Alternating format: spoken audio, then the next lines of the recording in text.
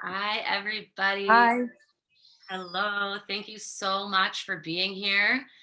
Um, Coming to hear all about learning pods, this alternative education model that we all need right now, or many of us are interested in.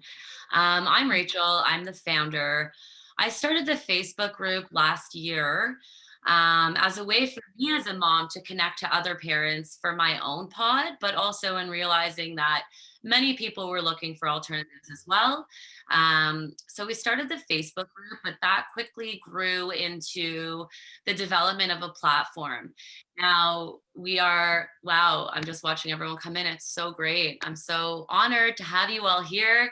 We are live on Facebook and I am recording.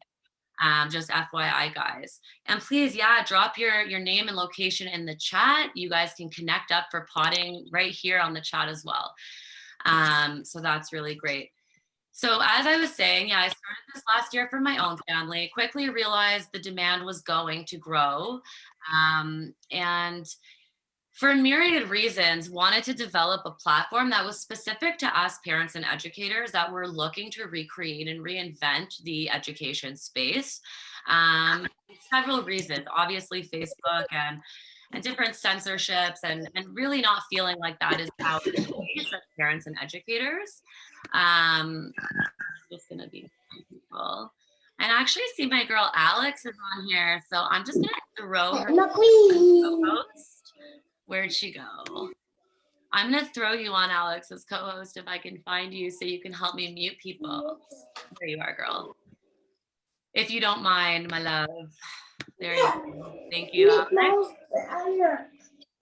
If you guys could mute yourselves, it'd be really, really helpful. There's a lot of traffic, which is super great, but I just need you guys to stay muted so I can stay focused. That'll be really, really helpful. Yeah, drop your name in the chat and tell us where you're from, what you're looking for, all of that fun stuff. So what happens a lot with potting, as you guys can see in the chat, as you'll see on Facebook, is people are all over the country trying to connect. So I wanted to reduce the stress of that through our platform. So that was really the brainchild of that. But let's get back to more basics. Let's reel it in. Some of you guys that are here may or may not know what a pod is, what Learning Pods is. So I'll give you a brief background on what a pod is. As it stands right now, Learning Pods doesn't have its own definition under the law. So depending on the structure of your pod, and we will go over pod structures a little later, depending on the structure of your pod, it may fall under different legalities. So some of the sections that we often fall under would be PPM 131, which is the homeschooling legislation. And if your pod meets certain criteria, you can often fall under that legislation. Oftentimes, with school-age children, you can fall under the Education Act. And another common act would be the daycare, Act. So depending on the ages of children, the modality, the structure of your learning, you may or may not fall under one of those categories. But again, a pod isn't necessarily any of those categories, but the way the world works, the way that our systems are structured and education is structured in Canada is that it is regulated in one form or another through various acts. And what makes learning pods very unique, like I said, is that we're not very clearly defined under the law. There is a lot of wiggle room, there's a lot of flexibility, and there are a lot of ways to create your pod uniquely to you to work within the existing frameworks to build something that's safe and legal, but also works for your family. So a learning pod is basically small groups of kids who come together to learn outside of a traditional classroom. That is in a nutshell. So that could be so many things. I mean, it's been beautiful to watch what people are creating, what people are designing, and what people are defining their own pods to look at and their own alternative education setups. It's really, really awesome to see people get creative and think outside the box to set up something safe for their children that provides an environment that they want, an environment that they feel good sending their kids to school in. Because so many parents today don't feel great about it. They're just doing it because they have to or whatever, but they're not thrilled. So with a pod, you can really feel good about where you're sending your child. So the reason why pods are they're so versatile, and I want them to be versatile. I've tried to build a platform that is versatile because so many Canadians have different needs. Um, and budget is a really big one. Sometimes people don't know what learning pods are. They think it's you have to hire a teacher, or they think it's virtual. Um, but it's all those things, and it's none of those things. So it can also be a parent-led pod, with a round robin of parents. And this is one that I'm really encouraging parents to. Sorry, I just got a text from someone who wants to get on and is having a problem with the password. Um, excuse me. And then I just lost my train of thought. Go figure. I'm going to turn this on airplane mode. Yes, round robin pods. Yeah, I know that a lot of people, so for people that are, feel a burden monetarily by pods, I always want them to feel rest assured knowing that there are other parents in their community that feel that same burden. And so what we want to do is help connect those parents, so that they can support each other and build a community where they're sustaining the learning environment together, oftentimes for no monetary exchange. So that would be called a parent-led pod or a round robin pod. And you can find all these different pod modalities, as I call them, on the Learning Pods platform. As you're setting up your profile, we ask you what modalities you would like. And so that's sort of what we're going through. And I'm going to quickly look at the chat and hope that doesn't screw me up really quick. And then I'm going to show you guys on the platform. Okay, just a lot of introductions, which is really, really great. Oh, the doorbell ringing. I know it's distracting me as well. Yes, parent-led pods. That's what's up. So yeah, that's I see a lot of people posting about that. So that's what we're all about as well. I'm gonna jump onto a screen share. Okay, so you know what? Sorry, I'm like gonna. Do I have any questions really quick? Sorry, you know what? That text really threw me off my game there. So I'm just trying to get my bearings. So if anyone has any questions, you can throw them at me really quick. Just letting my brain decide where I'm going to go next. I have a quick question. Sure, Christina. I'm just new on here trying to start a pod. I'm currently a teaching assistant with the board, but it looks like we're going to get let go for vaccination reasons. And I work in a high school, so I work mostly in like a very high academic high school setting. And I would like to create a pod, and I was wondering does homeschooling even work for high school students? Is that an option? Absolutely, it does. We did a whole series on that as well, from a mom who homeschooled all of her high schoolers, many of whom went on to graduate. Some are still in high school, and the other three went on to graduate university, never having stepped foot into a public traditional school, and they're very successful now. And we did do a whole series on that and homeschooling high schoolers. So yes, totally possible. There's lots of support and resources for it. And if you want more info, I would suggest going on and checking out this series. Alex, I don't know if I could trouble you to throw the link out for that. I don't know if you know where it is. It's basically our website / homeschooling series. Yeah, so that's great. So Alex is going to throw out the link to that. And we have all of the series that we did up on YouTube. Now it's specifically pertaining to home education, so homeschooling. And the lovely woman Lena who did it with us is a homeschooling mom. So of course, all this stuff is a template for pods and can be converted into teaching a pod, or certainly tutoring or home educating a high schooler as well. So totally doable, happening as we speak. And I would say watch the video, and then let me know if you have further questions. Okay, thank you.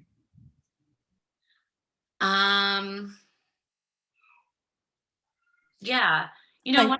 oh, was someone going to say something? Go ahead. Yes, I said something. I have a question, maybe few. I'm not sure. I haven't think this through. So I'm an immigrant. I've been living in Canada for a couple of years, and I don't know educational system here. Could you please just help me?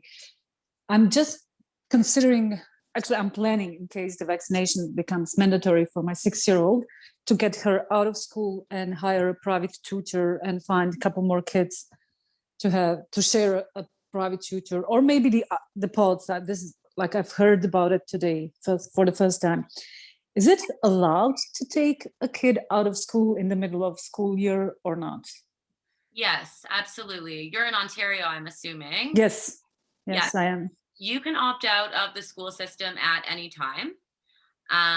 Okay. Yeah, so that is totally fine. Homeschooling is completely legal in Ontario, and a parent can opt out of the system anytime and opt into homeschooling. This is completely allowed. It shouldn't even be questioned from the board. It's within our right and perfectly legal. Okay, So and do kids need to take some sort of exam after the end of the school year to prove that they did achieve the educational goals for that year, or I don't know how to... No, parents are accountable, parents and parents alone. And I know this is a big mind shift for parents and teachers doing this modality, but parents really are the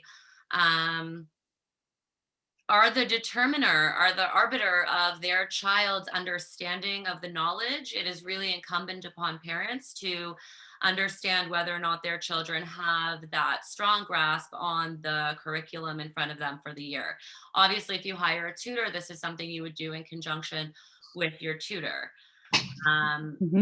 Essentially, by the way, Anita, now this is all just terminology, but hiring a tutor, pooling the resources with a couple of students is exactly what a learning pod is. Just FYI. So I see that Alex posted. And how many kids are in the pools? So in order to not, so this will be, I'll just answer this question for you, and then I'll continue to move forward, and then we'll take a couple questions in a little bit. And again, I would really encourage you, Anita, as well, to watch the homeschool series, especially number 1, the first session, where we talked about legalities. And I would encourage everyone on here to go ahead and watch that first session. Alex did go and post the link here. You have to be registered on our site to access the series. And if you watch session number 1, it's all about legalities. Now, Lena is very well versed in all of these things, and she went into great detail on these questions and more around home educating and the legalities. So I would suggest watching that. As far as pods go, it's 4 or less to avoid falling under the Education Act. 4 or less. Correct. And what happens to students? Sorry, I can't do everyone at once. So sorry. Anita, I'm gonna mute you, okay? Keep the questions coming in the chat if you have any, and I'll take some more questions in a few minutes as well. Just hold on to them or put your hand up so I don't forget.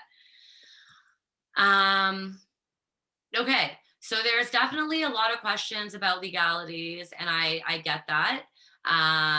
Homeschooling is perfectly legal. Legalities are a very slippery slope, guys.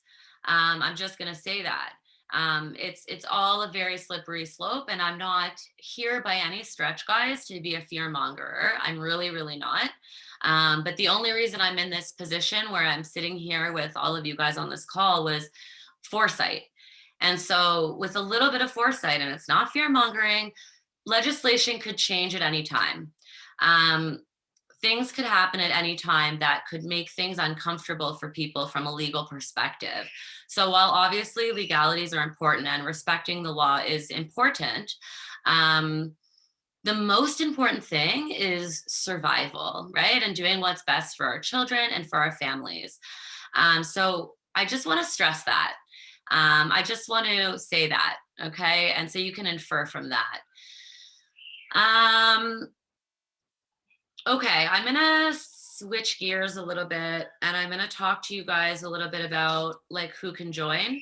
Pods can be from JK, from a parental perspective. You can sign up and join learning pods if you have any age children.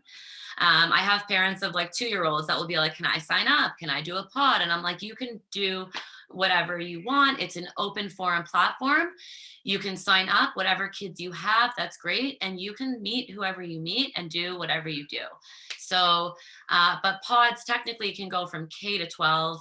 There's been a lot of talk about post-secondary. That's a fun, exciting area that we'll be exploring in this coming year. My knowledge base is best with K to 12. So any parent can really sign up, and same with guardians. What I'm really excited about is facilitators. So instead of calling teachers teachers, we call them facilitators. We're really excited to reinvent who can be an educator and who is blessed with the role of educating our children. Yeah, so we've opened up the role to homeschooling parents. Yeah, first of all, you don't have to legally be a teacher in order to teach a pod. So I have gotten that question a number of times. You can be a homeschooling parent and teach a group of children.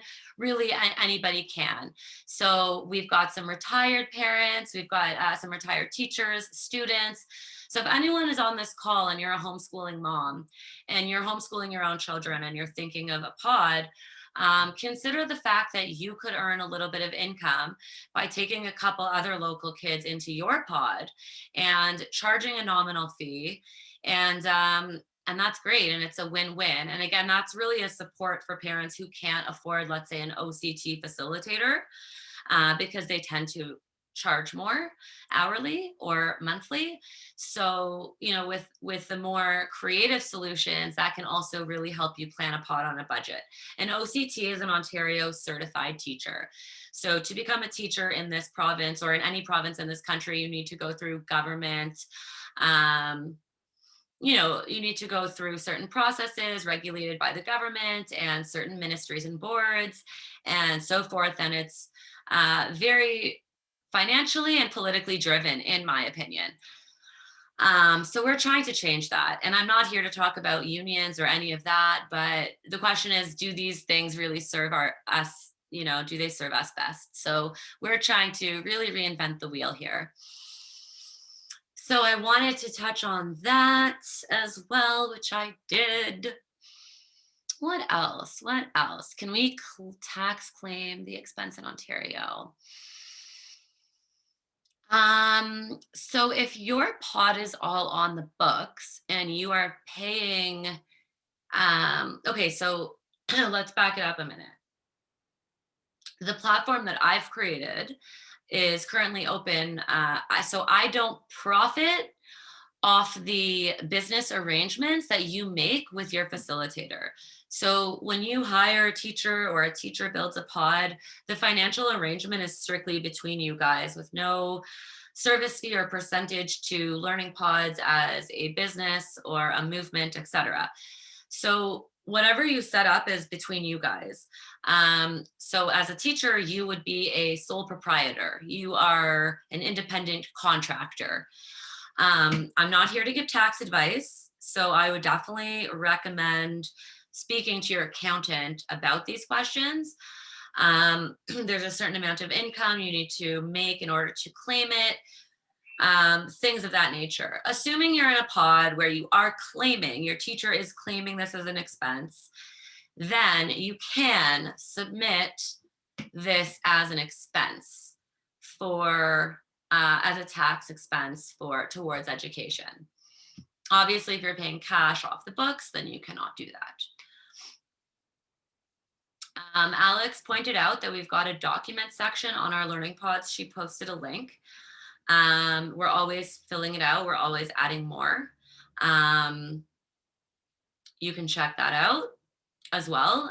There's quite a bit of information about homeschooling by province. We have a notice of intent on there. If you'd like to withdraw your child from the school, you can get that notice of intent template there, and a bunch of other stuff as well. So you can check that out. What else? Oh, Alex, thank you. I see Alex is really managing the chat. I super appreciate that. I've gotten a few requests lately about French. We have a lot of people in Quebec and in French-speaking places. We have French speakers, we have French teachers, we have French immersion. What we don't have is a French translation of our platform yet, unfortunately. So I would love to get that done in the coming years, but that's going to take some funding that I don't have. And I also have a few other milestones I'd really like to see us hit. But I'm not even sure if that's what you meant. I like to go on tangents. And I also don't have a French group on the platform. On the platform, we have a facilitators group just for teachers. We've got a teens group. We've got a special needs group.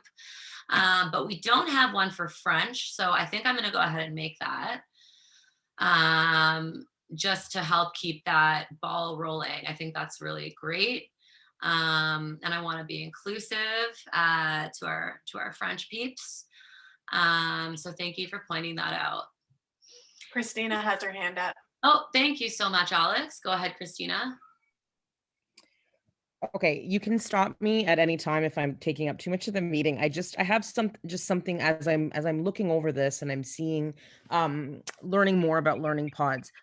So the community of the unvaccinated, I know on here there's people that are from kind of two different sides here where they want more of a safe environment, and there's some people that want more of like a mask-free environment and whatnot for in-home. But what I'm seeing right now is we've got a lot of parents who, their children who are 12 and up are being sent home for 2 weeks to do online learning not in a connected model where they're connected to their teachers, but sort of like at a general school.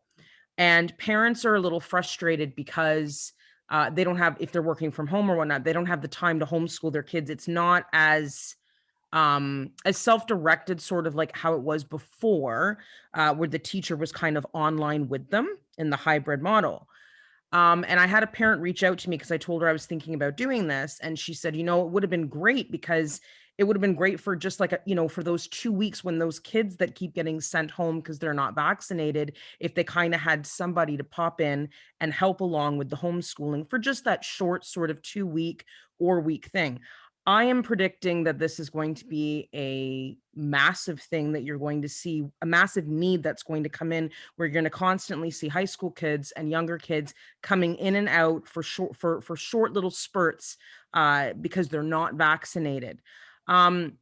What I was thinking was, me working as a teaching assistant, a lot of the times we had to go online with our students, into small Google Meets for an hour or two and support kids with their online learning. And I just think that I noticed that when it came to picking kind of what you want as a role, there wasn't anything really like that. It was kind of like you can do an online pod or you can do an in-person pod. But I was just brainstorming here and thinking, even if you had something like that, because I think this is really going to be a high need that's going to happen over the next few months, where we just have these, and let me tell you, there's a lot of teaching assistants that could be supporting and could be helping doing this, helping kind of take the kids along the way virtually through their homeschooling while they're sitting at home for 2 weeks in quarantine because they're not vaccinated.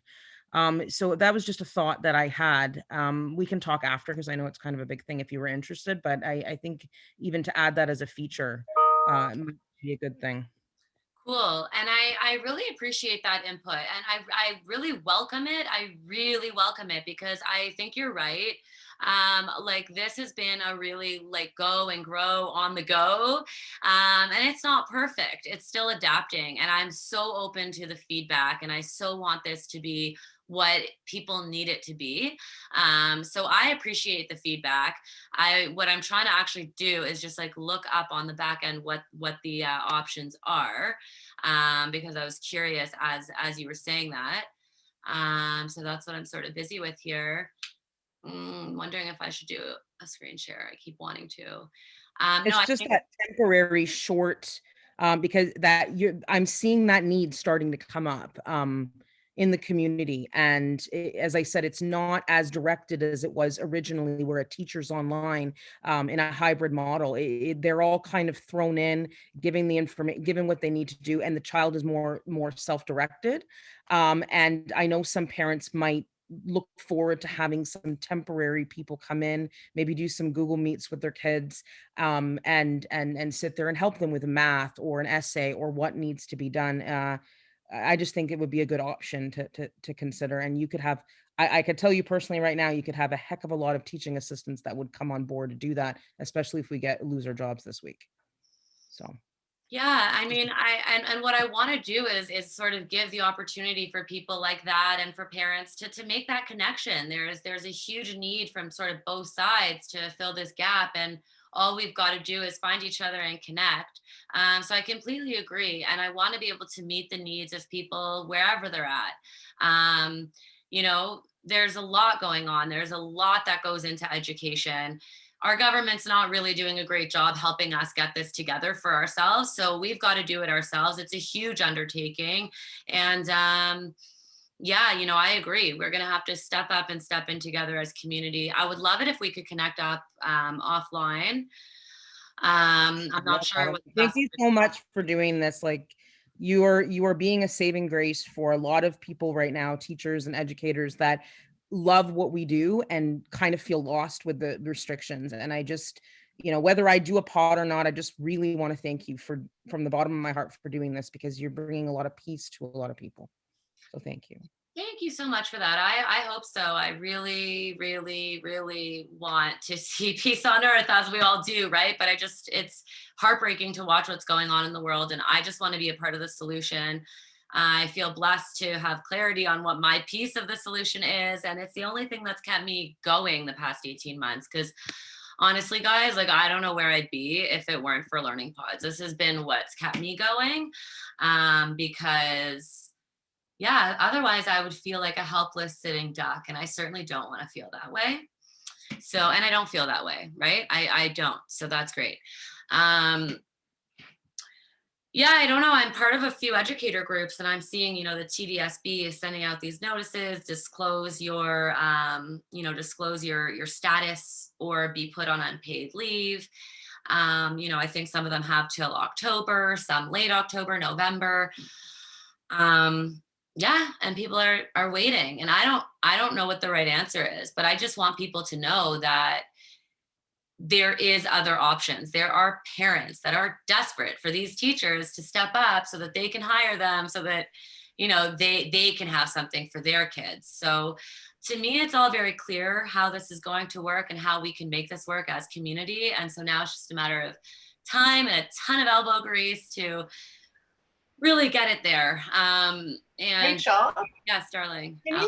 can you talk to the pricing of the pods? We had a couple questions come through about how are pods priced? Sure. And then David has his hand up. Okay.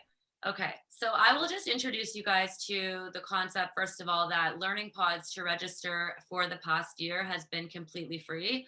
So everything I do, I've been giving it away completely free of charge, all my templates, everything that I've done. But now so you can go on and you can connect with people for your pod, and facilitators can set their own rates. So I mentioned that before. So the price will fluctuate based on that. Your pod cost will fluctuate depending on how many hours a day you go and who you hire. Right? So if you're doing a parent-led pod, it could cost you nothing. Now, again, I've created a platform, guys. I don't make the pods myself, though I have recently launched Pod Concierge. So you can pay Learning Pods to build your pod for you.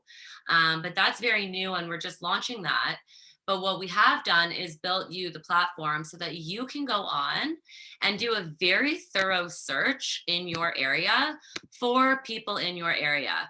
So if you're looking, if you're on a budget, then you can search for a teacher based on a specific budget. So yeah, I mean, like the way we're structured right now, it's not like I could tell you, like you could pick this pod at this price. You could come on and check out our pods directory and pods map to see existing pods and what they're charging.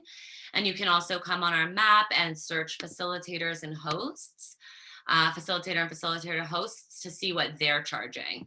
I often tell people to figure out what's your budget, sort of what are you able to spend, what are you looking to spend, and sort of work off that and go in that direction. Because like I said, it could be free if that's what you need it to be, or it could be, you know, $1,000 a month, $1,500 a month, $900 a month. So it really depends on your personal case scenario and your budget and who you hire and all of that. Like I said, I am launching a pay to pod option, guys. Sorry, I didn't know where I was going with that. I wanted to show you something. We are launching a pay to pod option. So for people that want assistance in building their pod, we do have an application that you can fill out for that.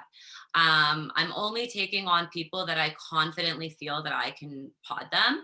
So what I'll do is I'll actually go onto my platform, I'll search the area for the member, and I'll look at sort of who's around, and then I will decide if I feel that I can build this pod for that person confidently. So there's a fee for that. We are also launching membership fees on Learning Pods really soon, October, so about a week. We're going to be launching a very nominal annual fee to be on our platform.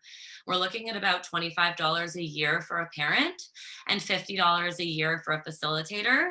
The reason we're charging a little bit more for teachers is because they're obviously earning money on the platform. So, you know, we felt it was fair and reasonable to charge them a teeny bit more. And again, I just want to keep the prices super reasonable, but we also want to keep the doors open and help more people and grow and expand and do better for you. So that's why we are launching that. And we're offering a founding membership right now. It's $100.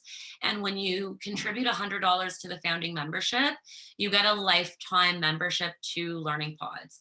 So you can be a member on the platform forever. You get the premium membership, which is our highest grade membership, which is not the prices I just told you. It's $25 more. It's double for each profile. So parents, it's $50 to be premium and $100 for teachers. And what you get with premium is unlimited access to me. So I'm going to be doing exclusive support sessions with premium members. You get access to my legal team, to all of my resources. So members that come premium with me get all of the best benefits and bonuses that I have to offer as my way of saying, thank you so much for helping us grow. But all this to say, founding membership right now, it's a one-time $100 contribution, and you get unlimited lifetime access to anything that I ever unleash and unfold and do and create, as my way of saying thank you so much for helping me sort of reach this next milestone. And I rambled on about that. David, I will take your question if you are still there. Yes, hello, thank you. Congratulations on a successful site. You've done well to pull together a good set of features. So maybe you have a secondary future in product development. But the two questions I have are, sorry about my dog here, he needs my attention. What's it called when, so what I would like is not to replace school and have a routine, daily throughout the week. I'm really looking for something to just complement our homeschool. We've been homeschooling since middle of last year, mostly going great. What I'd really love to do is get my daughters engaged with a small group of kids on a routine basis, regular basis, maybe once a week or twice a week. If I were to, like, maybe you can give me some advice. Should I be looking for the phrase learning pod, or is there another keyword that would point me in the right direction to find someone doing something once a week or twice a week? So I would call that more of like a supplementary or extracurricular or social. We have those three sort of Okay. categories on the platform. I don't know. Are you looking for them to learn, or are you looking more for like the social? Or do you see some learning in there? A social would be great, and then maybe a facilitator, also incorporate a board game for a period of that time, or incorporate a craft for the day, something like that. I'm quite comfortable with, we're working through a curriculum ourselves, and I'm comfortable doing that, but I'd really like a social, like you said, but facilitated, like a structured social activity. Very cool. I'm just curious, how old is your child? Two of them age 6 and 9, grade 1 and 4. Very nice. Well, first of all, hats off to you. Kudos to you for everything you're doing for your kids and all the sacrifices I'm sure you've had to make to home educate them and keep them safe during this time. Kudos. It's been great. Like you said, we've made some hard decisions, but with the schools in their relative chaos, doing better than what they're experiencing at their school has not been a difficult bar to exceed. I concur. I say that to people all the time. And parents that are worried about the socialization because they're not in school, I say, well, what the school socialization right now is petrifying. Are you already registered on our platform? Because I do have an account. Yes, I've not paid for anything. Oh no, it's free. We're launching that October 1st. But when you complete your profile, you see, Alex and I opened your profile. I hope that's okay, and nobody knew anyway, so I just ratted you out. But you can pick your modality. So you would pick, social or supplementary, and then you would also pick your frequency and duration. So you're looking for part-time. And so a lot of that is already built in, and then you could do a search based on that same criteria. So, sorry, did you say something? Just I'm concurring, thank you. And I said, sure. Yeah, so I don't know if your profile is complete. I don't know if you've gone through all the steps, but I would say complete your profile. And actually, if you would be so kind as to provide me your feedback on whether or not the way it's laid out currently meets your specific needs and your unique needs and what you're looking for out of the platform. If no such thing is already defined, I would love to go ahead and make sure that it is inclusive for the type of thing you're looking for. Thanks. I will. Yeah, of course. And then, right, so like, for example, what you could do is say you're looking for a parent, or you could even say teachers, right? You want parents and teachers. What is a parent/host? Yes. So, okay. So, when people I might do, is that like I would offer up my home if someone else would be willing to come in and facilitate? Correct. So if you're, I'd love that. Yeah. If your home is available for opening up to a pod, then you would call yourself a parent host. Now, that doesn't mean you have to be a host. It just lets other people know that that's an option with you as a parent, because the space is often a pain point. So if you can host, then you would identify yourself that way. And facilitators the same. Some facilitators have that space to host. And we have this. Could you elaborate on that point? You said space is often a pain point. Correct. Please elaborate. Well, oftentimes people aren't sure where to host a pod. Either they don't have, they want to, but they don't have their own space to do it. Correct. Well, I want to connect with someone like that, because that would work out perfectly. Well, exactly, and that's why we've created this platform, is because everybody needs to connect, and community can fill the missing gaps in for one another. And so what I wanted to do was design something that could help connect all the missing pieces for one another. So another profile type that we have is pod host. And so because I'd envisioned commercial spaces. They can come on here and they can list their spaces. There have been gyms that have had to pivot and repurpose their spaces for education. There's been indoor playgrounds pivoting and repurposing for education. And so they can come and put their place on as a pod host. Commercial, residential spaces, welcome. So, but back to what I was going to say to you, I think it's David. Also, when you're on the members map and you're looking for people that fill the need, your specific need, you can say supplementary pod for additional support in tandem with your current model, right? So that's sort of what I had in mind for you, was like a supplementary pod. So additional support in tandem with whatever you're currently doing. It could be you're enrolled in school, it could be your homeschooling, it could be your virtual, and social as well. Right, and you can click one or as many of these, and you can always edit your profile as you go. And then you can click search, right? And so that will refine your search to people in your area that meet all the specific criteria that you're looking for. Now I didn't. That's more criteria than needed right now. Like right now, the one criteria that's most important is just someone in my proximity. Yeah, whereabouts are you? But yeah, I can see in a busy area like Toronto, having these additional search filters could be really helpful. Whereabouts are you? Yeah, I'm in London, Ontario.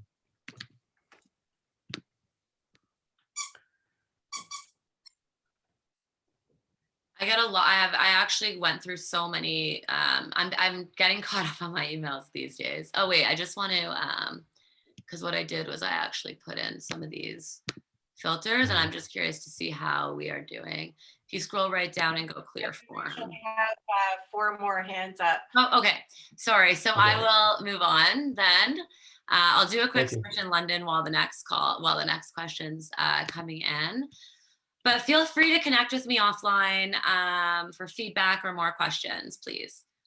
Next. Do you ask your question? Yeah, so there you go, David. Just really quick, you can see Yes, thank you very much. People here in London. You can just quickly go through, scroll their profiles here. You can connect. Just like that. All right. Sorry, guys. Sorry. I'm going to stop the share so I can see everyone's beautiful faces. Who is next in line? We are. Hello. His computer's tiny. So we have a 4-year-old son, and we just started diving into your whole site, and we think it's great. What you've done is so much work on this. We are looking for full-time like substitution. He's been going to daycare and he loves school. He's been going to daycare since 8 months, but they forced him into a mask, and the messaging that we were told that he got in like through email was just not in agreement with us. So he's been out of school for about a week and a half. So we'd like to get him into a pod as soon as possible, but I guess it's been tricky going back and forth and getting quick replies. So what's the best way to get in touch with people? Because obviously not everyone is on the site all the time. So what are some of the best or fastest ways we could look into either setting up a pod or doing that? And how much also is your concierge service? I'm like scared to say how much it is because I am so we're asking for a $750 non-refundable deposit. Now I'm going to tell you guys honestly, I haven't had the blessing yet of working one-on-one with a family to build a pod. I have a couple applications that have come in that I'm looking at. So I'm just being forthcoming on that. I'm just being forthcoming. Okay. Can I just say that that's totally reasonable. So I don't think you should apologize for that because you should be paid for the work that you do. So like everyone else has jobs and they get paid for that. So it's totally fair and it's totally reasonable. So please don't apologize in the future for that. Thank you. I'm working on it. There's a lot of self-growth that's come with learning pods. So thank you for your kindness on that. It's hard, guys, because I need people like you guys. Honestly, I want to help you. Like, I just want to get you into a pod yesterday. And And I feel like I'm gonna cry right now because it's a lot. Like it's a lot. There's a lot of people. There's a lot of need. As great as the site is, there's still a lot of work to go. Like I'm not satisfied with it. I'm just gonna tell you honestly, I'm not close to satisfied yet. And I want this to be easier for people than it is. You can message people directly through the site. They get an email ping. Sometimes people respond incorrectly and they press reply right to the email instead of clicking reply into the platform and replying through the platform. And then I get the email reply and not the sender. So that does happen. People are supposed to get email notifications if you send a direct message. So if you're trying to connect with people in the quickest way, I'd say send a connection request and send them a message and they get an email. If you comment on a post or if you put up a post in the feed, people don't see that unless they're logged in. Okay. We also have the Facebook group, and there's a lot of people in the Facebook group. There's over 15,000 people in the Facebook group. And I really think there's enough potential in there for us to really self-organize and pod. So what was happening though, is that everybody's just posting, looking for a pod here, looking for a pod there, like to the point that it's bananas. And also like we built the platform, right? And I really want the platform to be where this happens. So I'm struggling with making that conversion on the Facebook group. But what I want to say to someone like you is, I can help recruit as well for you on my Facebook page. If you're having difficulty finding everything you need on the platform, this is something that's going to come with a premium membership. So people that are supporting me, I want to do everything I can to support you in return.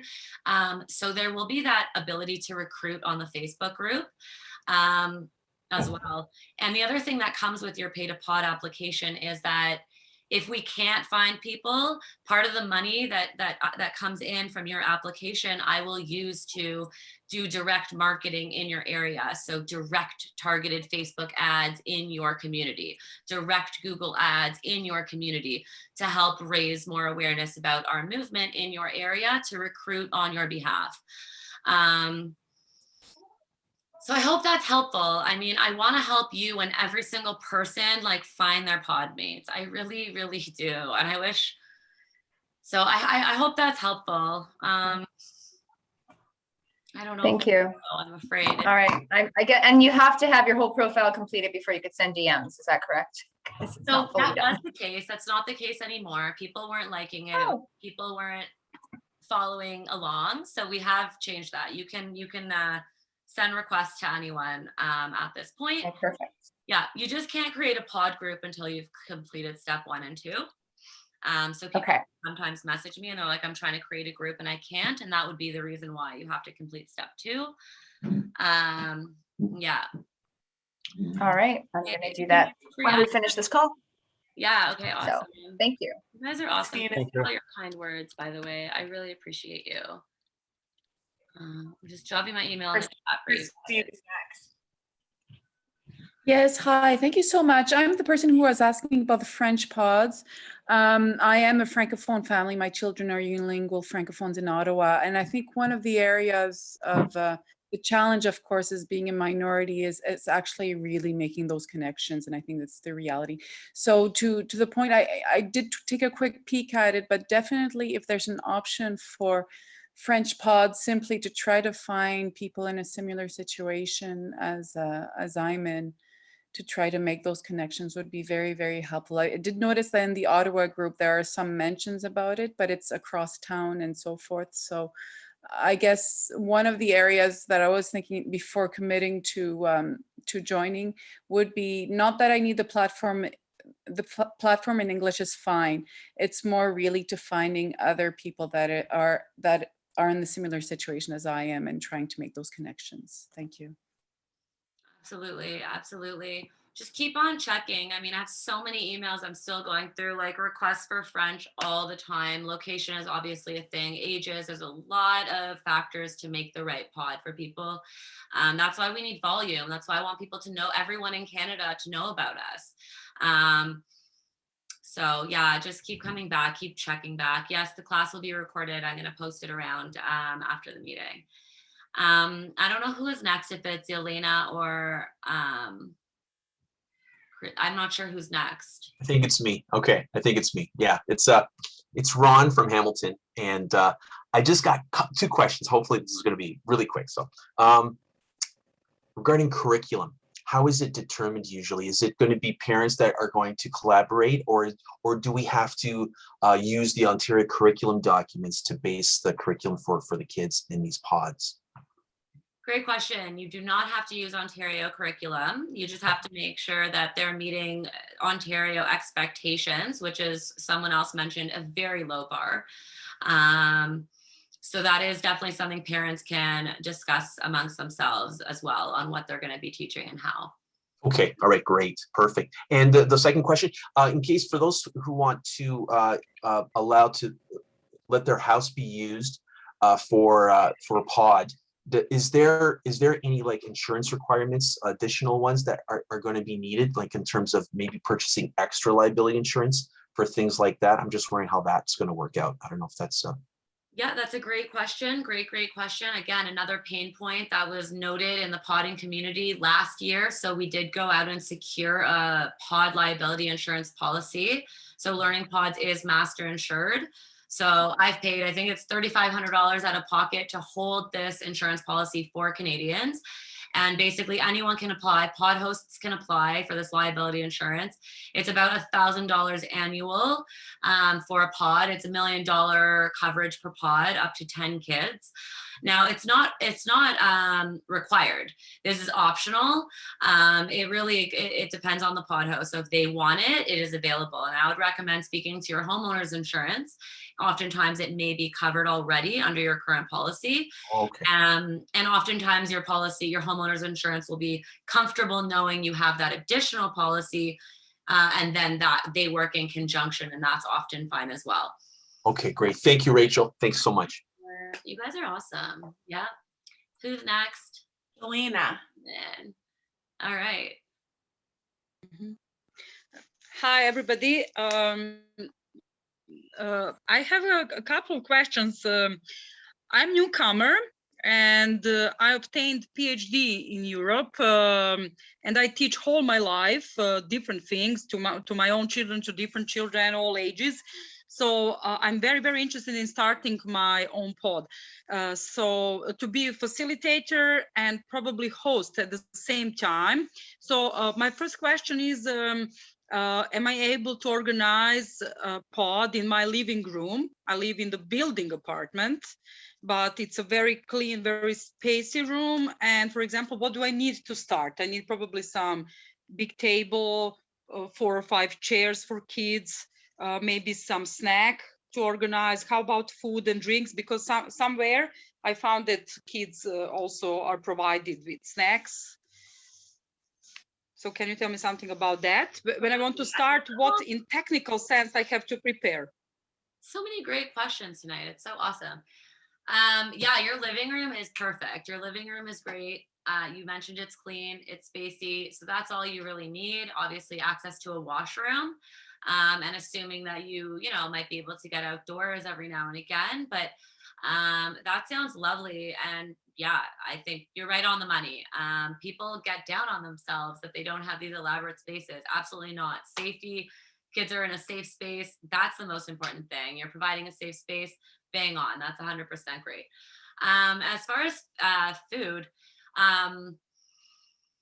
okay, so on the platform, we have templates. So they're interviewing templates. So I would say for anyone that wants to start a pod, check out our templates.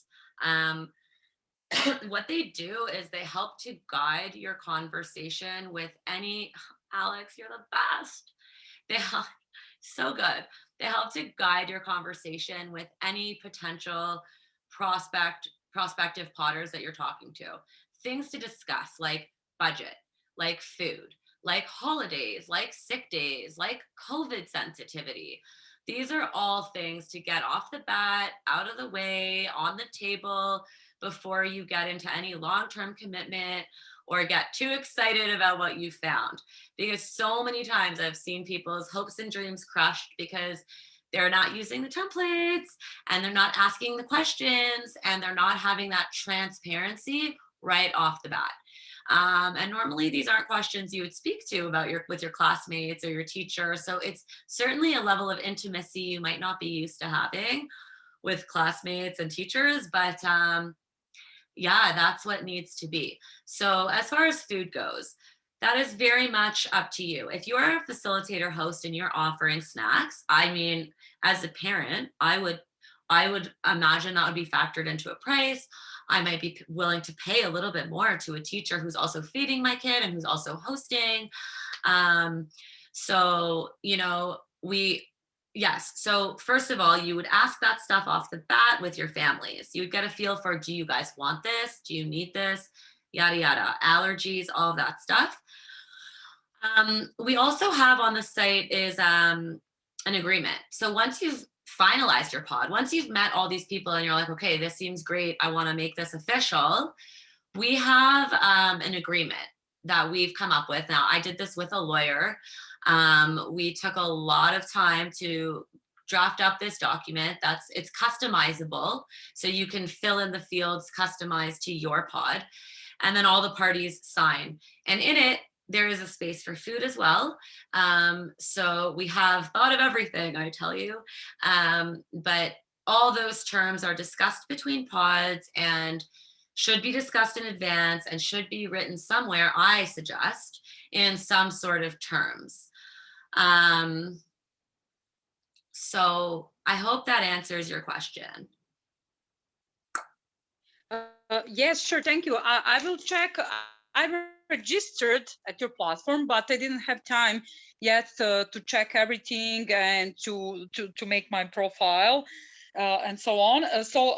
Another question is related to the question before about curriculum, actually about books. For example, if I have 4 kids and they are, for example, grades 1 and 2, what kind of books should I use? For example, my kid is grade 1. He's going now in the public school, and I have no idea what they're working on in the school. I practice with him with some books that I ordered online that are Ontario curriculum books. So is there any standard or any model and any specific goals that children should accomplish? Because I teach at the university for 12 years, and I know there is always some plan and some goals, even if you improvise a lot.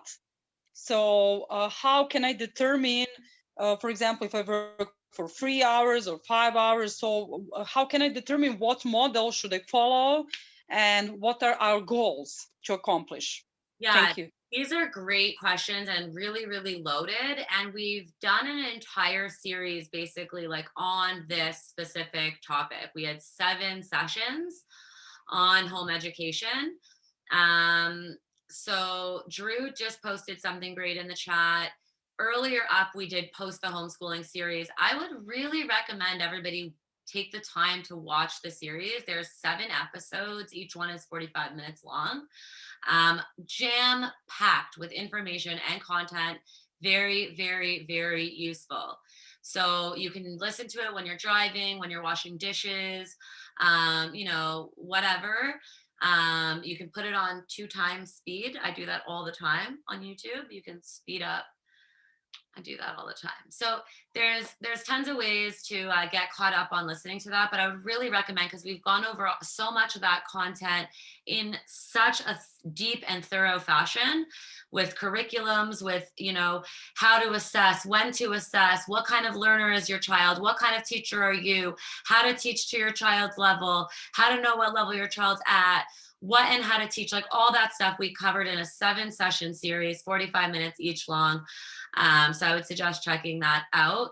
And we might put together another session soon. So you can definitely join that. And I just will also quickly touch on one of my main goals for this year is to be able to help come up with some really cool assessment guides for parents with home education. So how to tell what kind of learner your kid is, how to tell what level they're at. And what I'd really love to do is develop a really, really kick butt curriculum for us. That's like phonics and arithmetic, just core quality basic subjects. So these are some of the things that I would really like to develop on our behalf this year, that I'm working towards getting that funding for as well, so we can have that value add as well. I'm going to move it along as I'm watching the time tick on. Christina, did you have your hand up? Yeah, sorry, it was kind of to go back to what you were talking about maybe like 20 minutes ago, but I just wanted to say, like, I can see that you feel really bad about taking kind of money, and I relate to that. I've ran a couple different small businesses before, and it is a hard thing, but I want you to understand that, you know, like, even there's a site called care.com that I've hired like nannies for and temporary babysitters. And it's sort of this central hub like this to be able to, you know, find your caretaker or your pet walker or whatever it is.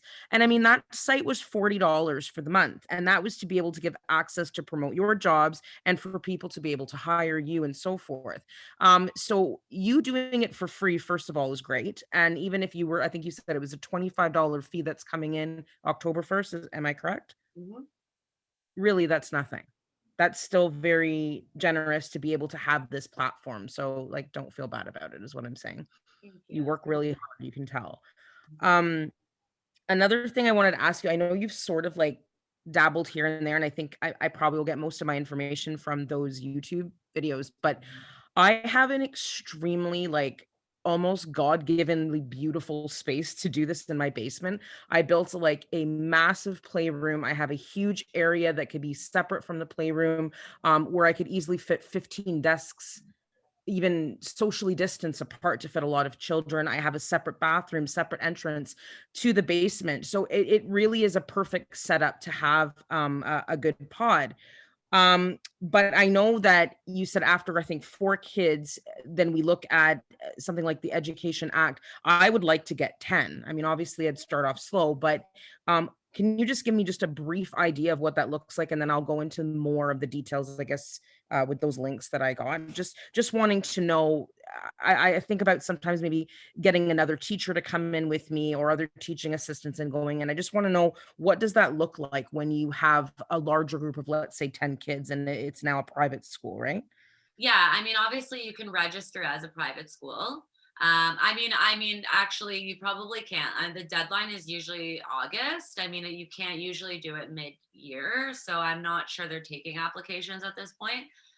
But I'm Okay. wondering if you'd be willing to have an offline conversation with me, because the truth is like there's a lot of ways I could answer this, and we're online, it's being recorded, and I don't know you personally.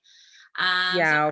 I'm just wondering, like, because again, like, this could go a lot of different directions, and that's the thing. It really depends on a person's individual autonomy, how empowered they feel, how sovereign they feel, as to what steps they're willing to take. Could I get your email address maybe in the Yeah, chat, if you don't mind, and then I'll email you my phone number and we can maybe talk later. yeah, absolutely.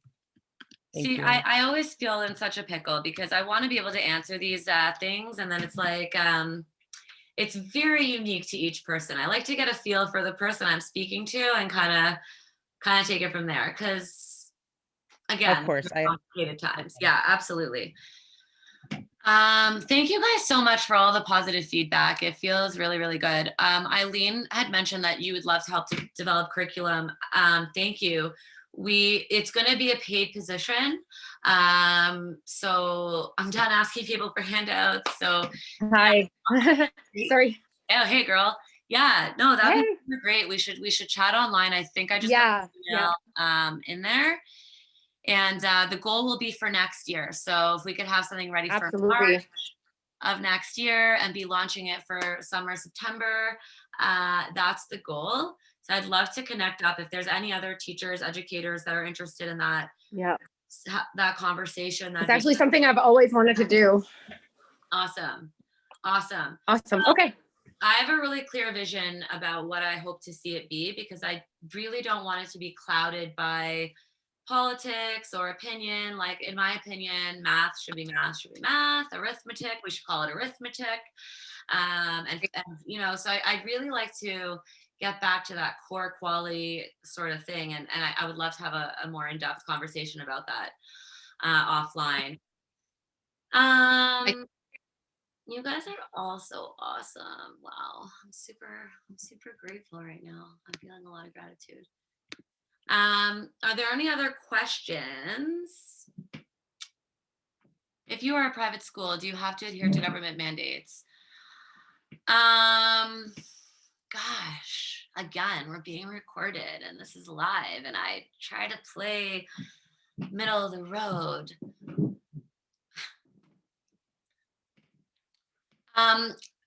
Education is essential. I think that pretty much says it, Rachel.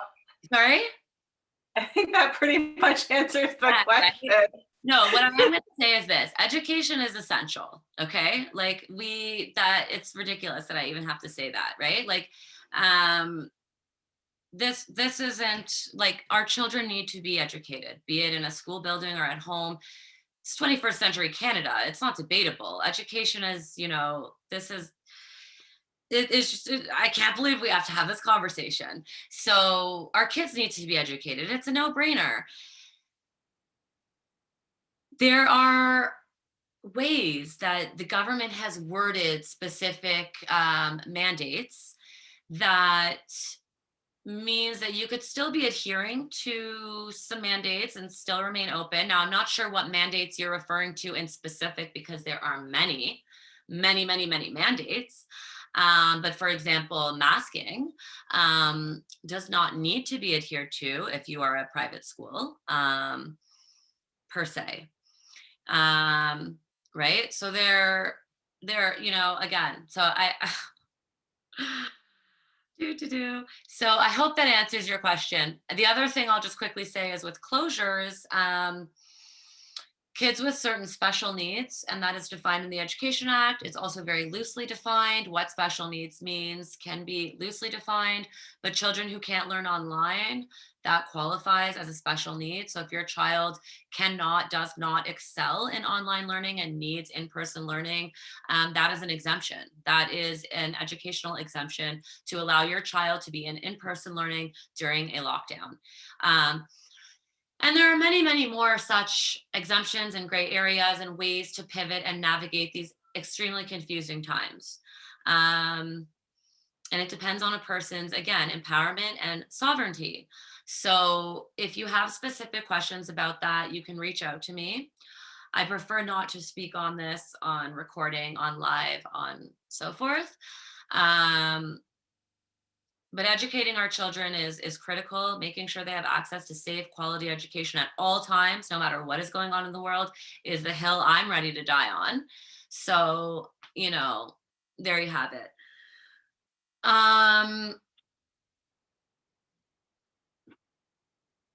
What is the best way? So that's a great question. I'm hoping in a year or two from now, Learning Pods is the place to go. Another thing to do is really get out in your community, post in community groups, knock on doors in your community.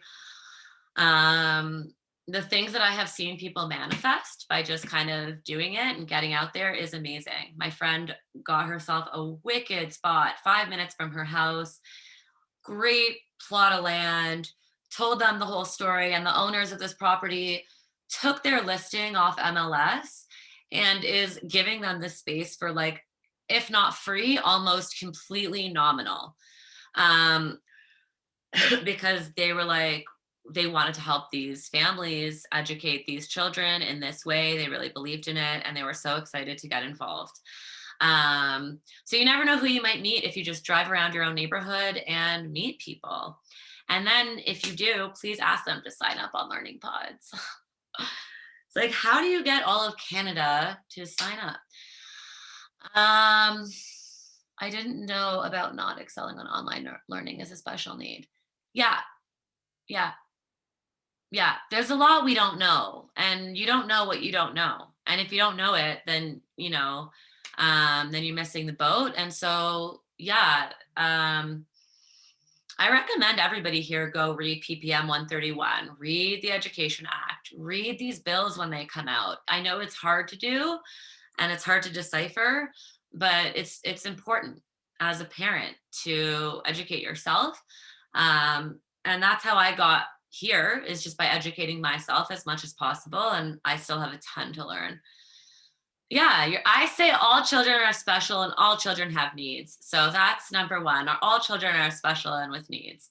And yes, the government is writing new bills all the time. They're amending bills. They are doing all sorts of stuff. They just amended a bill. They didn't just amend it. It doesn't matter. We won't get into that one. It is pretty scary. They just amended a bill in the Education Act under the Reopening Ontario Act, under the Economic Recovery Act. They amended something in the Education Act. It's funny because I don't even see the correlation between economic reopening and this one specific piece of legislation that they changed in the Education Act, which removes parental consent. And something to do around transferring with, what do they call the schools? Does anyone know the name of the schools that I'm talking about right now? Vocational? Say again? Vocational? No. Applewood? Oh God, it's not a residential school, but it literally, the name sounds very similar to a residential. It's not a friendly name. Oh anyone said the name here? No. Okay, it's completely escaping me right now. It's Bill 195. We have it in front of us. It's residential services and supports in a residence, isn't it? No, so sorry, what is that you have open? That doesn't sound familiar. It's no, so basically what they did was, normally the schools, in order for a school to make a transfer of a child from one school board to another, it needs to go through a process. One of which is they need to meet certain criteria, and the other of which is they need parental consent. So they've recently amended that legislation. They no longer require parental consent to make the transfer. They just need a school staff consent. It's schools for children with special needs. It's often like the blind go there and the deaf go there. It's not called Applewood? No, that might be one of the schools. There's only 2 of them in Ontario. Oh my God, it was just at the tip of my brain for a second there and then it slipped. I think it starts with an I. Is it like a section, like 19 or I section wasn't 20? expecting that to talk about this, guys. Sorry, let me pull it up then. I didn't mean to get onto this. I'm not trying to fear monger here. All I was trying to say was that they did change a section. Oh gosh, I didn't have it handy. It's been a minute since I've reviewed this. You guys, obviously you guys want to hear this because shoot, I'm so sorry, I don't have it handy. Hold on, I did a Facebook post on it. Okay, I feel like if you give me a minute, I can pull it up. I do feel badly because there's people on the call waiting and I don't have it handy, but I will look for it really quick. Yeah, but I mean, you know, if your child is not in the system, they cannot do these things. They cannot make these transfers. They cannot do any of that, right? They can't vaccinate your kid all of a sudden at a pop-up clinic. They can't do any of that if your child's not in the building. So for people who have left the system, it's really not a concern for us, although as Canadians, we should be concerned that our government is doing stuff like this under our noses and that most of us are unaware. I'm literally scrolling my old posts right now, guys. Ooh. Okay, I can take another question while I try to pull this up for you guys because I wasn't expecting to touch on this and I'm just trying to find it. And I'm looking at a different screen so I can't see comments. I can't see anything right now. I'm just trying to find this for you guys. Shame on me for pulling it up and not having my ability to back it right up right away. I think I might know what you're talking about. Bill 197, Section 5. Yes, thank you. Is the Refreshing amendments memory. 185 and 188. Yes, I love you. Is that Alex talking? Yeah. Oh, my legs. Yeah, this actually made me send in my intent to homeschool form in July. My husband and I just said, nope, we'll figure it out. We're pulling them because it's horrifying stuff. Yeah. So I just Googled like Bill 197, Section 5 and the amendments 185 and 188 and read through them. And I was just like, okay, that's it. He's out. Pretty much. Do you remember the name of the schools that I'm trying to think of though, or no? No, I don't remember. But it was scary stuff. Well, Alex just completely listed it all. Yeah, that's exactly what I was trying to find. So you guys can look it up yourself. I'm just type it. Quickly trying to see if I can find the name here in the thingy. Sorry guys, I'm like getting tired, I think.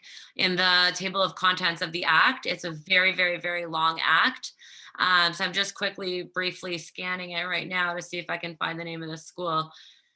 I'm not trying to freak you guys out, but anyways, look it up. Alex, if you could put it in the chat here, I'm going to close this screen and come back to Zoom. There you go.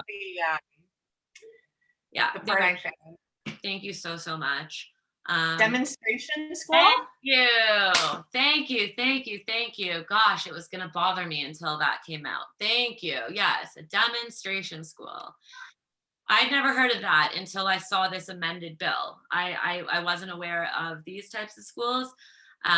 So to get into this type of a school, you need to fit a criteria and have parental consent. They've changed that.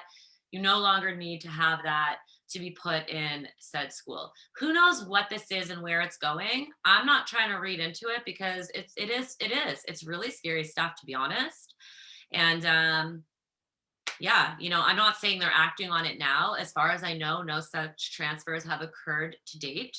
But I don't know everything that's going on also, right? So I don't hear everything all the time.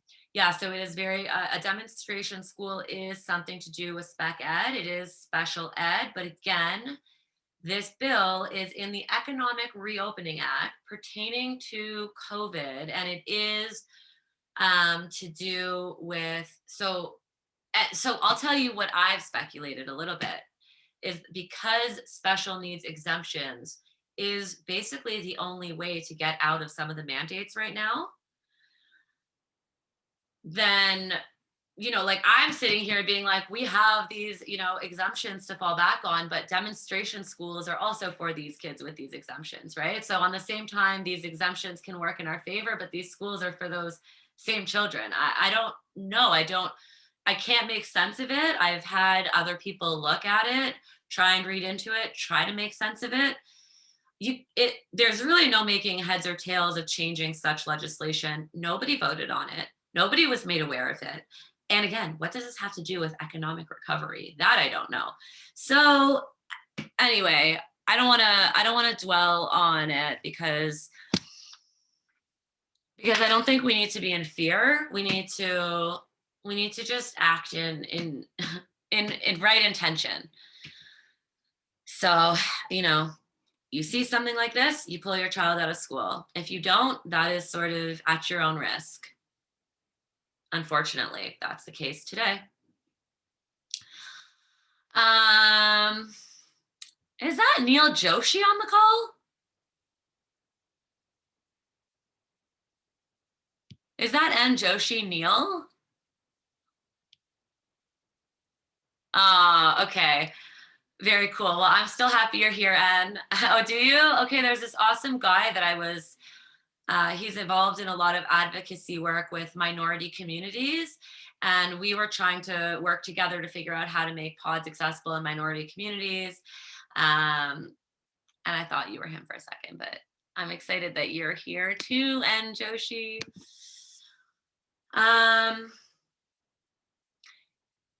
What else? I was on a call with with a bunch of high-level associations in the alternative education space. Christian Association, homeschooling associations, HSLDA was there. There was about 40 high-level advocacy groups in the alternative education space. And there was a lot of talk about legislation and changes in legislation and where that could go. But what I will say is, when you're with Learning Pods and you join the community, and hopefully you sign up and you support me and we turn this into a real sort of membership community, that we've got some amazing contacts in the education space that are like-minded, that are passionate about the kids, that see what is happening, that want to collaborate to create a better future in Canada for our kids. So there's a lot of amazing things coming down the pike. Can we say that the parents and facilitators are not requiring vaccinations? So I'm the founder of Learning Pods. I created the platform. I will never require vaccination on my platform. I mean, I'm not sure like what it would take. Like, it's not going to happen. It's not going to happen. So that's ridiculous. It's not going to happen. And, you know, look, like at the end of the day, there's so much division in society. I really do mean this when I say pro-vaxxers, anti-vaxxers, and I hate those terms, like those for it, those against it. We're not each other's enemies. Like, we are literally not each other's enemies. We've been pitted against one another. You know, we've been told to fear one another. We've been told to blame one another. I'm not buying it, and I'm not buying into it. So if I'm going to blame anyone, it's going to be leadership. It's going to be government officials. It's going to be the mainstream media. It's going to be, you know, the people creating the division in the society, but it's not you and me. It's not us parents on this call doing whatever we can to create better opportunities for our kids, even if you choose to vaccinate and I don't, you know? And so I just think there's so much division. There's so much hostility. I don't want to do that. I don't want to be that. I don't want to contribute to that. So we have a COVID sensitivity scale. If there are people that only want to be with vaccinated people, que sera, sera. You can make a vaccinated pod. If there are people that don't want to vaccinate their children, we should not have to. And if there are teachers that don't want to vaccinate, we should not have to. This is 21st century Canada. Free choice is another hill I'm willing to die on. I'm sorry.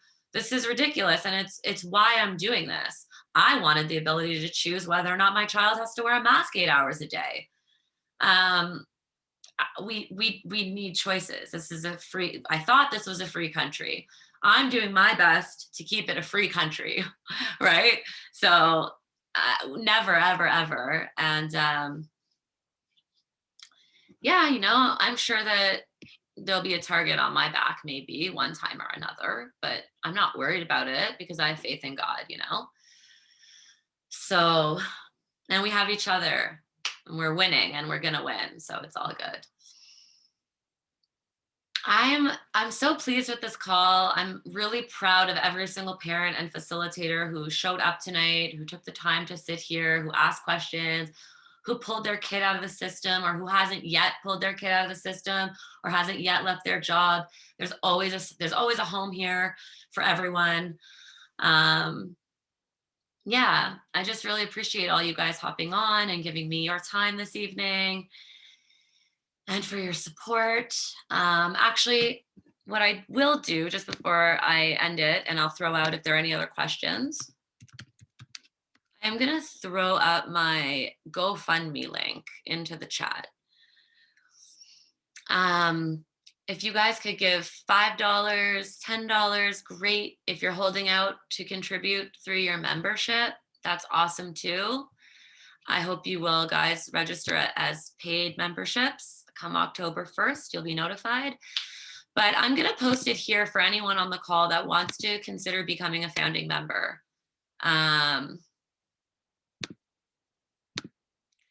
It's not up yet. I'm still working through the tech. Because what is going to happen is once the memberships are unrolled, we're still always gonna have a free membership option. And if you're free, you won't be able to connect and message with people unlimited like now, but you will be able to join your community group. So you'll be able to sign up, create your full profile, and join your regional and community groups and connect with people through your community right there like that. And that'll remain free. But the plus and premium will be a little bit of money. And you can upgrade your plan when it's unrolled. Yeah, you'll just log on one day and you'll notice the changes. I still don't have it all figured out. I don't have a solid tech team. I don't have much. I'm trying to get it together, folks, on the back end here. It's where monetizing really comes in, so I can hire that A team so we can take this to the next level. So that GoFundMe, you can sign up. And yeah. What else? I have a MailChimp. So if you're not on the MailChimp, when you register, you can opt into my MailChimp. I have a Telegram. If you just search Learning Pods and you see our little logo, so you can join us there as well. I'm still trying to figure out the best way to get information to all the various platforms and people. I'd like that to be on learningpodscanada.com though. And I hope that will be an app by this time next year. Please God, let us be an app, because I know that is a huge hurdle for people, because I know that everyone does it on their phone and we're a website. And so it's way better when you do it on your desktop. And so people live on their phones because we're busy moms and dads and we're on the go, and that's what we're accustomed to. So I would love to translate this into an application for this time next year. Paige, anyone doing pod for 3-year-olds? Yeah, so when you're doing under 3, you'll fall under the Daycare Act. And this is what I mean about falling under those different acts. That is not a school-age child. That will fall under a different act. The number ratios will be different. They'll follow the unlicensed daycare model. So again, this is where those minutia come in. And again, this is where your empowerment and sovereignty also come in. The link to the Telegram. I don't know if Alex, if you can kind of swing that. I find it hard to do tech things while on the Zoom. I feel very under pressure if I'm not looking at the Zoom screen, because then I can't tell what's going on.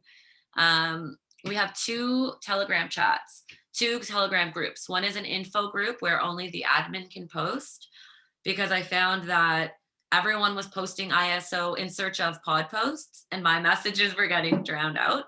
So we created a chat for searching and chatting, and we have our information where only the admins can post.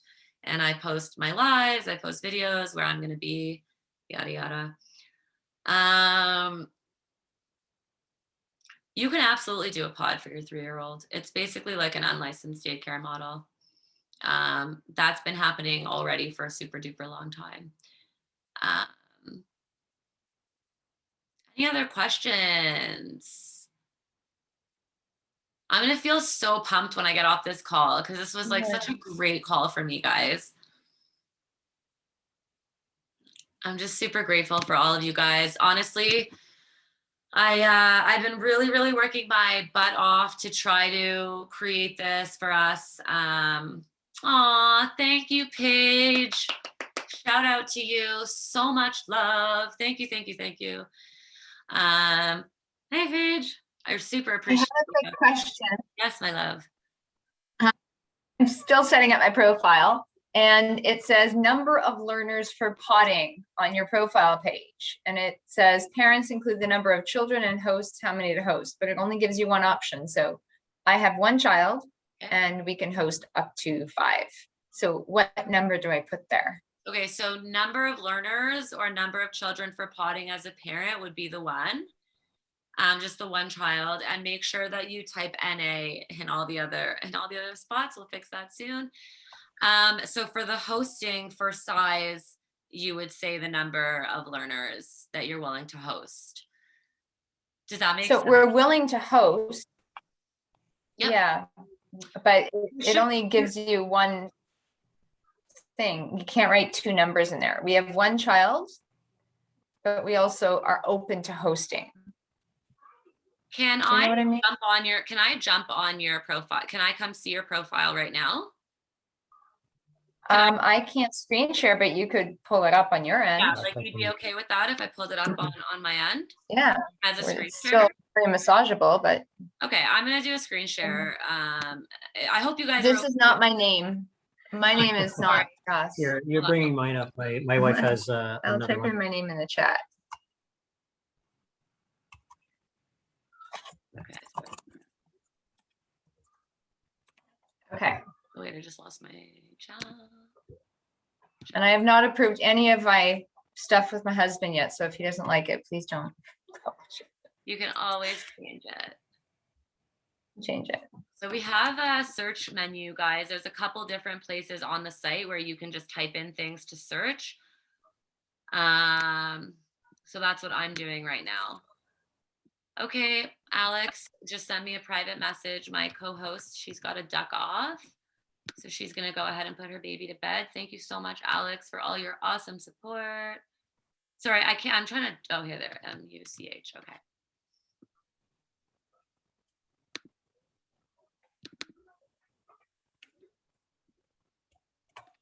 Lots of things I want to fix, speed optimization, so many things. I want to make it better.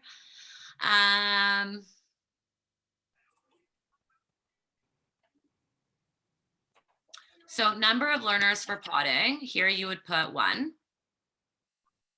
Okay. And then where do we put how many in a home? And then that would go. Are you? Oh, because you know what? You're not signed up as a parent host. You're signed up as a parent. See right here, it says parent. So when you you didn't sign up as a parent host, so you're not able to. We don't want to host, but we're willing to now. Okay. We'd rather have our kids educated. Yeah. Well, first of all, a couple things.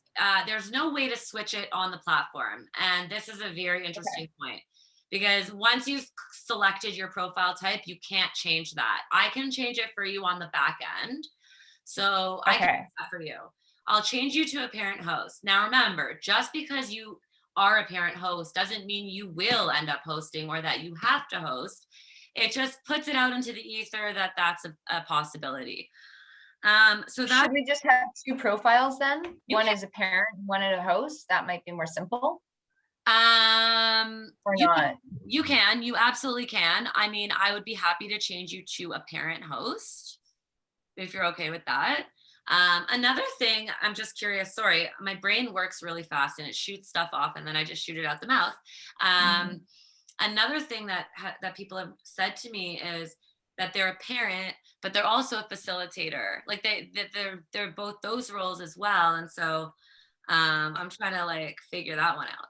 But for you, if you're comfortable, you can do that. You can set up a host profile. I'll leave it up to you. Like I'm not telling you what to do, but I will say this, that if we go to memberships and you have 2 accounts, are you going to pay for 2 accounts? I can make you $25. It's not a big deal. I can make you a parent host, but you let me know whatever you're comfortable with. Like, honestly. Okay. Like, I will email you guys. I'm assuming we have emails coming in. So, and is this like the right kind of picture and stuff? And I don't even know. I haven't even looked at anything else. Yeah. I love Is this what people put? It's perfect. Absolutely. Yeah. Yeah. It's great. Hey guys. All right. See how lovely her like, again, so much is gonna grow. Like I look at this and I'm just judging myself all day long, but no, your thing is great. I'm gonna, I sent you a connection request already. You gotta add me, girl. I don't know how to do this. Okay. So you might, so up here. I got it. I see it. Yeah. You get notifications on the little bell. So anytime you get a notification, like a request to connect and stuff, that goes in your notifications, and then your messages are here. I have no new notifications, but I don't. Really? Hold on, let me try. Okay, there we go. I got it. Oh, you did? Okay, I canceled it and I reset it. We'll see what happens.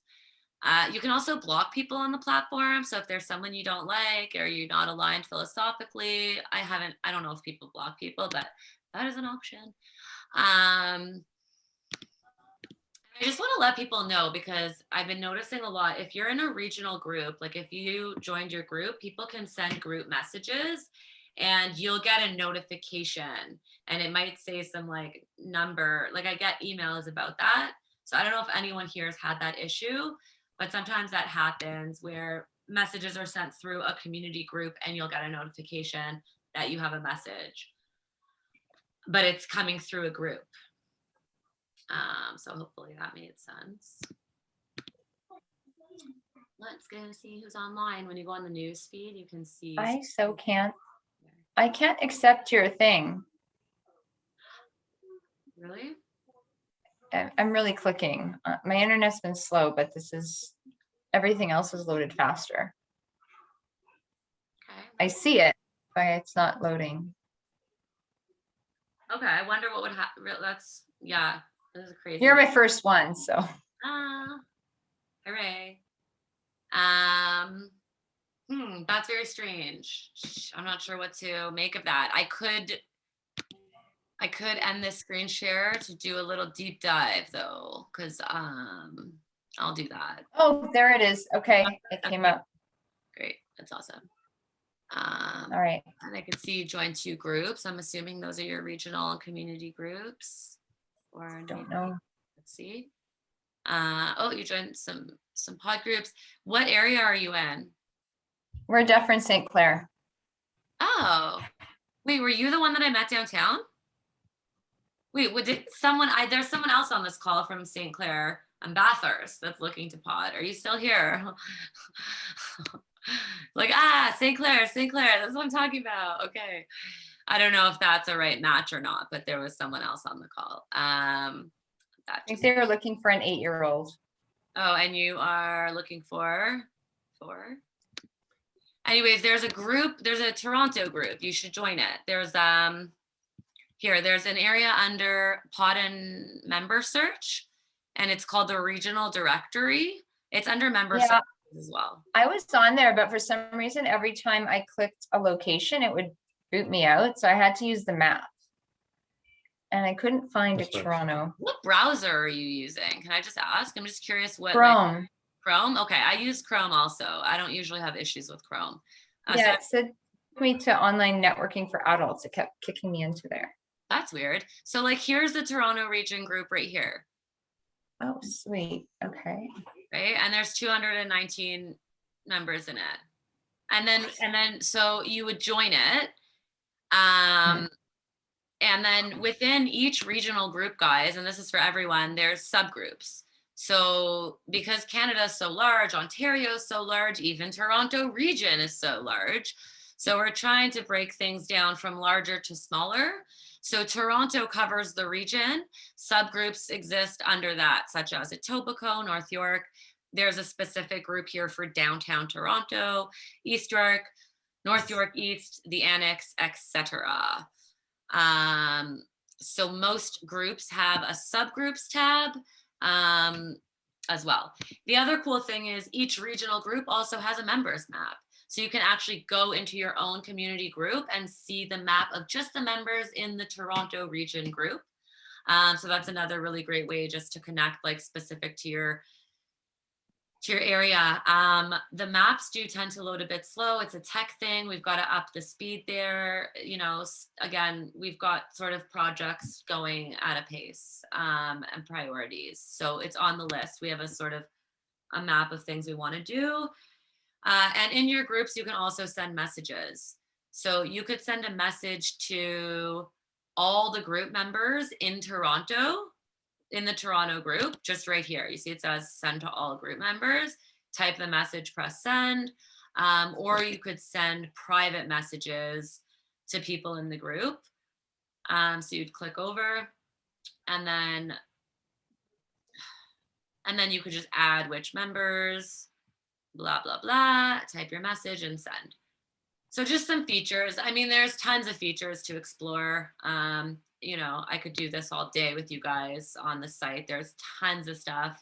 the calendar, the marketplace, just there's so much. That's why I recommend doing it on your desktop, spending an hour reading through all the stuff. There's a lot.